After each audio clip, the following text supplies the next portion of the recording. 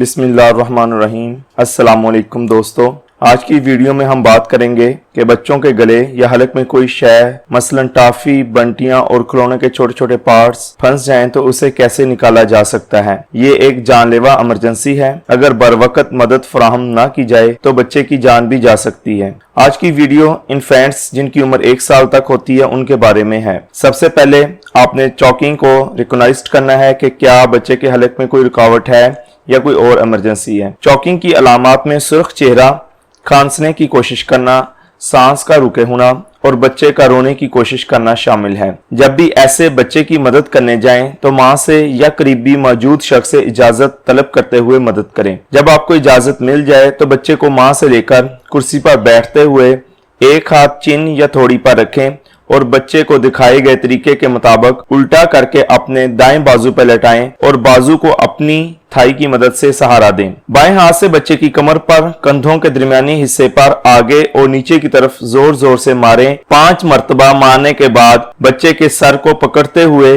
बाएं बाजू पर सीधा लिटाएं और दाएं हाथ की 2 उंगलियों की मदद से छाती के दरमियानी हिस्से जिसे स्टर्नम कहा जाता है को 5 मरतबा नीचे की तरफ दिखाए गए तरीके से दबाएं। अगर रुकावट दूर ना हो तो बच्चे को पहली पोजीशन पर लाकर फिर से बैक साइड को पुश करें और ये अमल बार बार करते रहें जब तक कि बच्चे के हलक में मौजूद रुकावट दूर ना हो जाए। इस अमल के जरिए बच्चों के हलक में फंसी हुई रुकावट दूर की जा सकती है। दोस्तों, अगर आपको आज की वीडियो पसंद आई हो तो आप हमारे चैनल बाब इल्म को सब्सक्राइब करें और हमारी वीडियो को ज्यादा से ज्यादा शेयर, लाइक जरूर करें ताकि सब तक ये मुफीद मालूमात पहुंच सके। शुक्रिया।